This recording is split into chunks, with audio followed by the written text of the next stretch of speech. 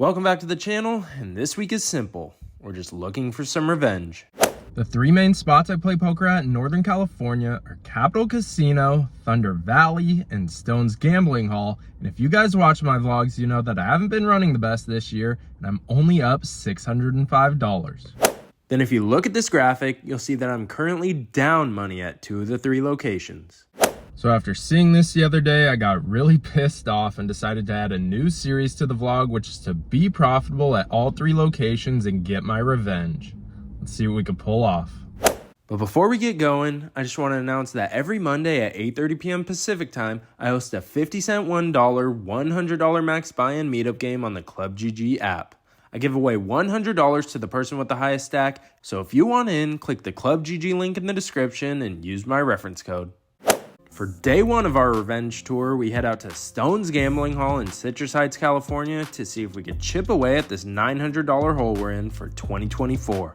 The only game running was the 1-2, which didn't look too great, so we got our free breakfast if you show up before 9 a.m. and waited for the 1-3 to open up.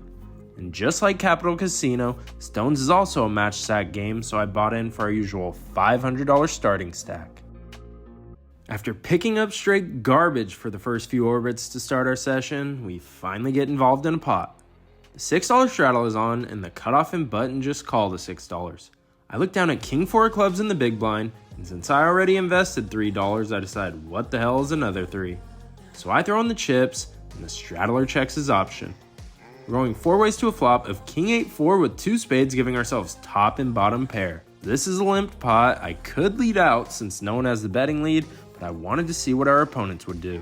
The straddler now throws out a bet of $20, and the cutoff puts in the call. The button folds, and now it's time to raise the price of poker.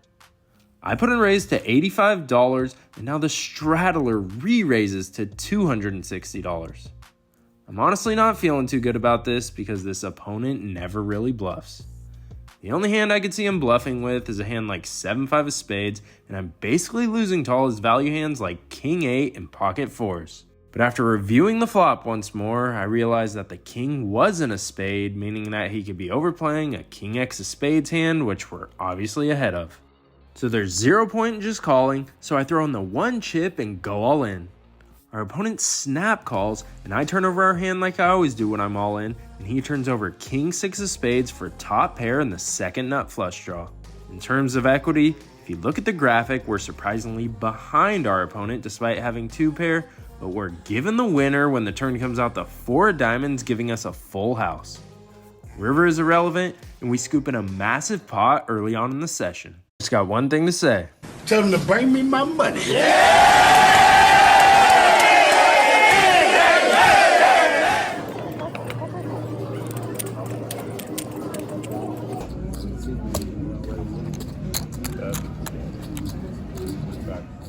We're up over $430 just 20 minutes into the session, so a $900 profit is definitely possible. For this hand, I put on the $6 straddle to keep the action going, and it gets folded all the way to the button who just calls the $6. He's played every single hand today, so that's definitely not shocking. But now the small blind bumps it up to $26, and I'm putting him on a pretty decent holding. So when I look down at 8-6 of spades, it's time to defend my straddle. I throw in the extra $20, and so does the button, so with $75 in the pot, the flop comes out King 7-3 with 2 spades, giving us a flush draw. Small blind checks, and I decide to check as well to see a free turn card, but now the button bets $30. Small blind gets out of the way, and even though this player's been playing a ton of hands, I have yet to see him bluff. So I just put in the call, hoping to see a spade, but instead we get the 5 of hearts on the turn, giving us an open-ended straight draw to go along with our flush draw. I check and flow, and now the button sizes up and bets $70 into $135. And unlike the McDonald's slogan, I'm definitely not loving it because our opponent only has $50 behind, so if I go all in, I have 0 fold equity. But I need about 25% to make a profitable call, and I have about 35% equity against the king. So I obviously put in the call, hoping to see one of our 15 outs, but that's not what happens when the ace of hearts comes on the river, crushing our hopes and dreams. I check, he jams, and we're forced to fold.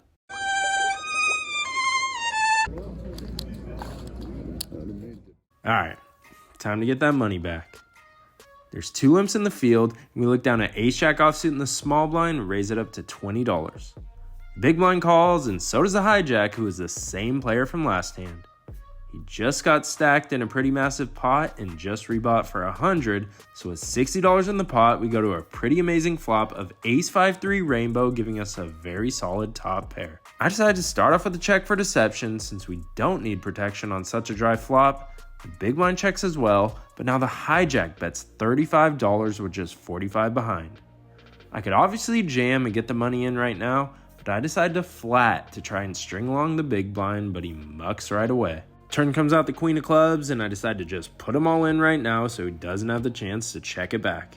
He snap calls, and I turn over our hand like I always do when I'm all in, and the river comes out the 3 of diamonds pairing the board.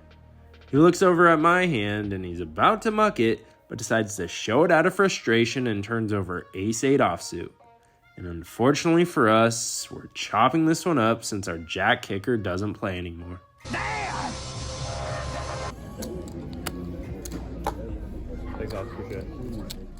There's no straddle-on for this hand, and we're on the button and action gets folded all the way to us. We look down at the best hand ever created, which is none other than the Bullets pocket aces. I usually open raise to $15 at the 1-3 games, but I decided to implement the massive sizing tell and just make it $10 since I wanted action. But unfortunately, both of the blinds fold.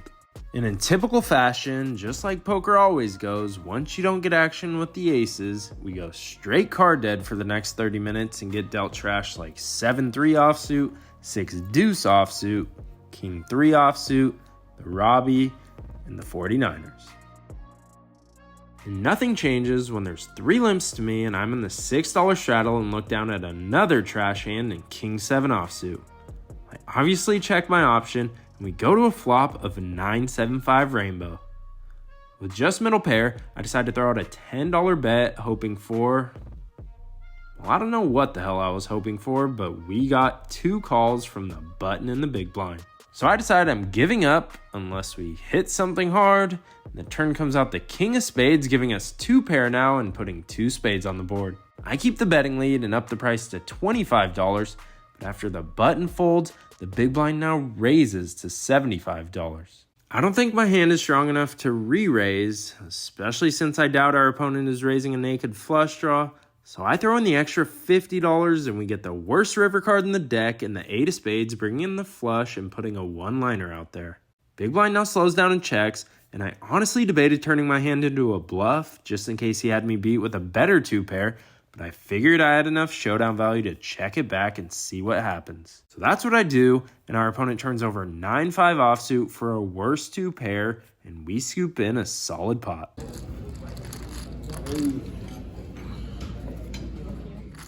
We're back up over $350 on the day, and for this hand, middle position opens the action to $18. It folds to me on the button, and I look down at my second favorite hand that's not a pair in Queen Jack suited. Against aggressive opponents, this is a good hand to squeeze, but this player doesn't get out of line too often, so I decide to just stick in the call. Everyone else gets out of the way, so we're going heads up to a flop of 10-7-6 with 2 spades, giving us absolutely nothing. He checks it over to me, so I'm counting out his top pair or over pairs since those would probably bet 100% of the time. So now it's time to win this pot with the bluff. I throw out a $20 bet, and after he takes a second to think, he puts in the call. I wasn't expecting him to fold for this sizing, but I wanted to show aggression so we could set up a turn bluff. Turn comes out the 7 of hearts, and after he checks again, it's time to put some pressure on all his overcards and smaller pairs. I throw out a $60 bet, and he mucks right away. Wasn't a significant size pot, but I wanted to showcase a range bluff with basically no equity. And that's the beauty of position in poker, because you get the opportunity to see what your opponent does before it's your turn to act.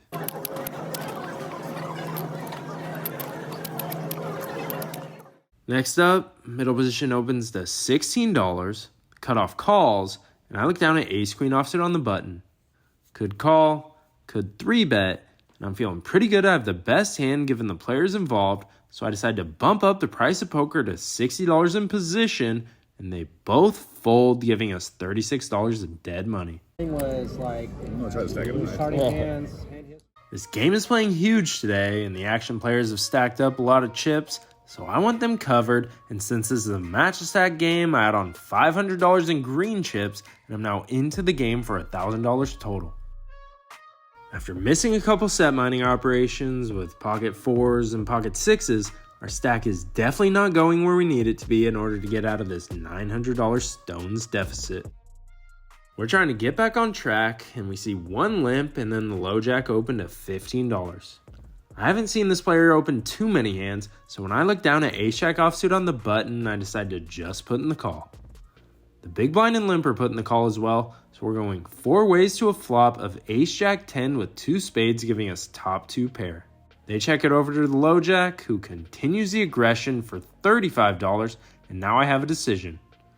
I could raise to get value from his ace king and ace queen holdings, but I decide it's better if I flat to try and keep the other 2 players in with worse holdings. So I just put in the call, but the other players get out of the way. We're going heads up to a turn with $130 in the middle, and we see the 7 of clubs, and now the low jack slows down and checks. I think ace king and ace queen would probably keep betting since they'd be worried about a flush draw getting a free turn, so I'm putting them on a hand like king jack, king 10, or maybe queen jack. Something with a gut shot to Broadway and a pair. So that's going to determine the size I use, which ends up being $80 not wanting to lose them. He wastes no time before sticking in the call, and now the pot is sitting at $290. River comes out the best card in the deck and the ace of diamonds, giving us a full house and the best hand possible. He checks it over to me again, and this player has been prone to bluff catch, and given I have the ace of spades in my hand blocking the flush draws, I decide to bomb it for $250, hoping it looks like I have a missed flush draw, and he hero calls with all his pairs. But unfortunately our opponent ends up folding, but we scoop in a solid pot. You got it. Thank you very much. Thank you. We then raise pocket 3s and pocket 6s, but with those hands you're just bound to lose money in multi-way pots unless you hit a set or somehow get an overpair on the flop. So we're up about $260, which is down about $200 from our high point. Let's see if we could grind it out and get back up. Next hand up, we put on the $6 straddle, and the button opens to $18. The big blind calls the $18, and I look down at queen 4 of diamonds. Could just fold this hand, but you guys know the deal. It's time to defend my straddle.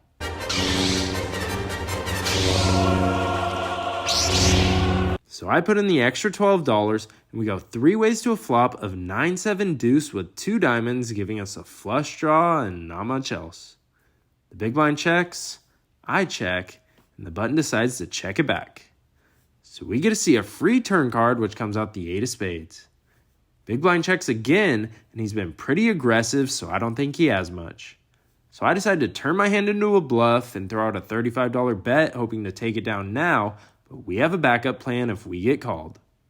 And the button decides to put in the chips, and I don't think he could be too strong since he just called the turn bet, so he probably has a hand like 10-8 or 8-6, some type of combo draw. So there's now $125 in the middle, and the river comes out the jack of diamonds, giving me the flush and giving any 10x holding a straight. I've played with this player a lot throughout the years, and he's pretty hard to get money from. So my thoughts were to target any 2-pair holdings or 10x hands, and given that the flush draw got there, I didn't want to go too big and allow him to hero fold. So I settle on a sizing of $55, and our opponent eventually puts in the call. I turn it over, and we have the winner after he tosses his hand in the muck.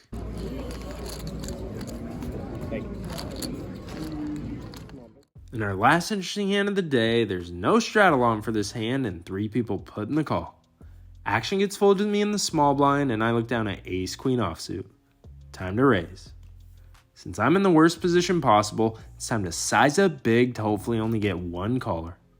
So I make it $30, but I guess the Capital Casino crowd made it over to Stones today because they all put in the call. With $100 in the pot, we get an amazing flop of Queen 8-5 Rainbow, giving us top pair, top kicker. There's no point in betting big here since the only draw is 7-6, and I wouldn't mind keeping some smaller pairs in there, so I throw in a $35 value bet and get 2 callers. Turn comes out the 10 of hearts, and now it's decision time.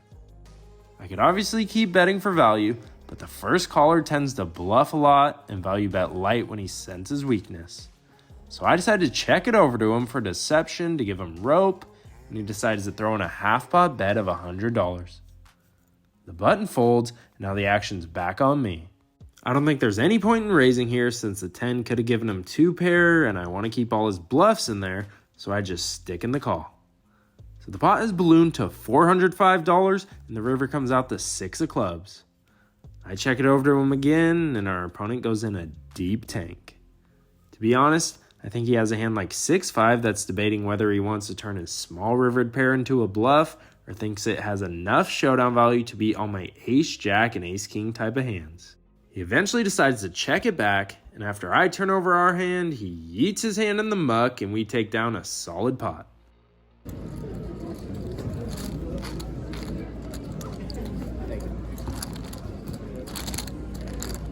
We played for about another 20 minutes before 2 p.m. hit, which is when we always leave, but nothing eventful happened.